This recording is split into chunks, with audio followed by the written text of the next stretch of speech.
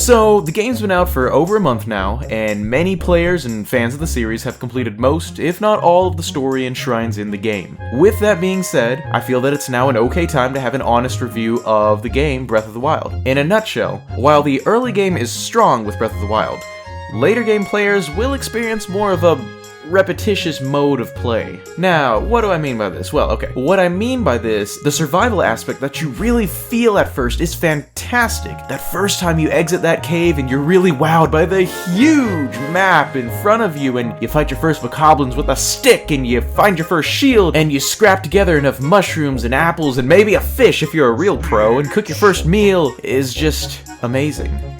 There's no other Zelda experience quite like this, truthfully. Now, in contrast to the endgame playing environment, there are a few things that begin to happen. Firstly, the variety of enemies is limited, greatly.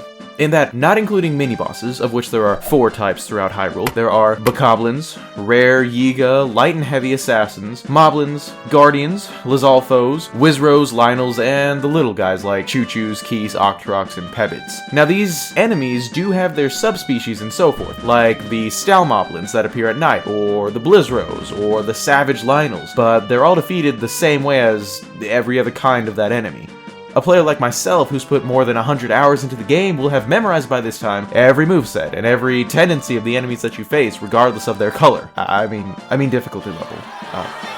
The only actually unique enemy to fight is the Lynel, and even they get old after a little while. Just being honest. The mini-bosses that pop up or appear randomly throughout Hyrule are so incredibly easy that I almost consider the only formidable mini-bosses to be the Lynels. I would have liked to see the return of some classic enemies like Boko Plants, or Poes, or Darknuts, or Skulltulas, or Wolfos, or Reedheads, or, I don't know, any kind of water enemy besides an Octorok, or heck, even new enemies to the Zelda universe. But that's just me asking too much.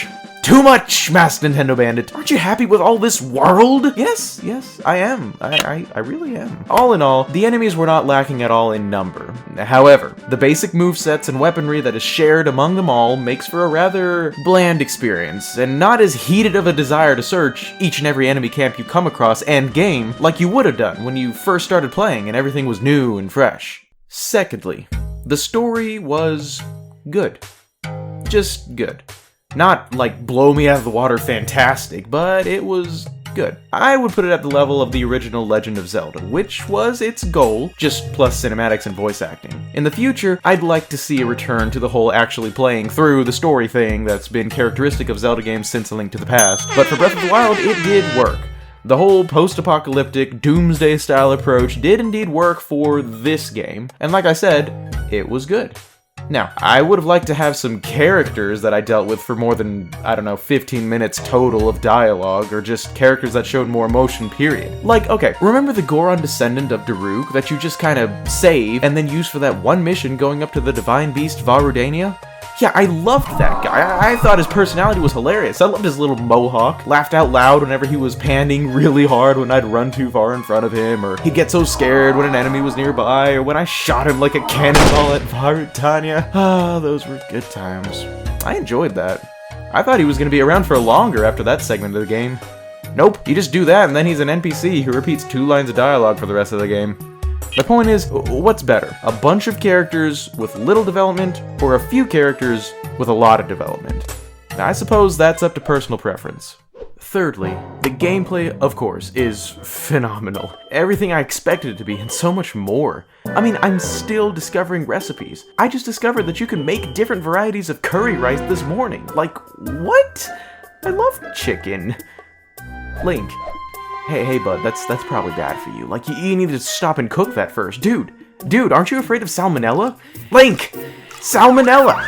You're gonna die, Link! Stop it! Stop, Link! Ah! And the weaponry you find is super awesome. I mean, there's only 3 kinds of melee weapons, but their variety and pretty looks are pretty sweet. Plus, they keep dropping at greater and greater power levels for me, and I haven't really figured out what determines that just yet. But anyway, they do need more bows, however. Also, more arrow drops. Like, I went through the entire game with only 30 or fewer arrows at any one given time, and only just now have more than 300. Because I went and bought every single arrow I could find from every vendor I came across. I can honestly say that, after completing every shrine, nearly every side quest, and discovering the entire map, the only real thing that still gives me actual enjoyment is just exploring.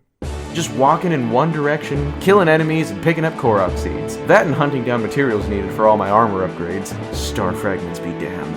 This is what Breath of the Wild was meant to be, after all. Just exploration. Awe. Wonder. Oh yeah, and rain. Lots and lots of unnecessary, emotionless, and just plain rude rain. Yeah, that's right, I call rain rude, 'cause it is! I'm not really gonna touch on the dungeons and or shrines in the game too much because, well, I ripped into them pretty bad in my other video, Breath of the Wild vs. Ocarina of Time, which, by the way, you should totes check out at the end. Basically though, I enjoyed all of it. I really wish the Divine Beast dungeons were longer and that there were even more varied shrines and shrine quests, but hey, 120 shrines plus 4 dungeons is more than enough for me. Fourthly, and lastly, the replayability of this game is definitely there. I was getting my sister to start her game profile on Breath of the Wild on my Switch a few days ago, and just so happened to be present for the opening, and all of a sudden the hundreds of hours that I've poured and are still pouring into the game just washed away. I wanted to pick up that controller and go adventure all over again from ground zero. They definitely did this game right. Now, okay, it's not my favorite Zelda game. I'm just gonna go ahead and say that because above all other aspects of a Zelda game, story has, and always will, matter most to me. And Breath of the Wild's story was not really anything special, just to be plain and honest. But that's hardly what makes Breath of the Wild great. The adventure makes it great, obviously. Great game. Breath of the Wild is a great game. It's phenomenal, actually. I will definitely be replaying it sometime in the future, but I mean, that'll be like a long time from now.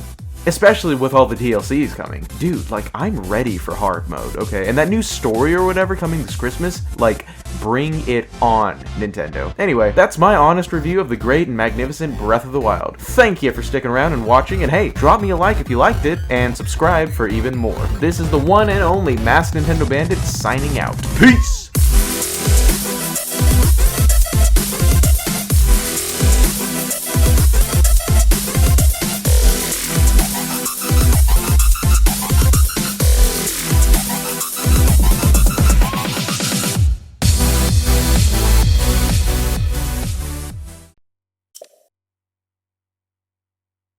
Mm-hmm.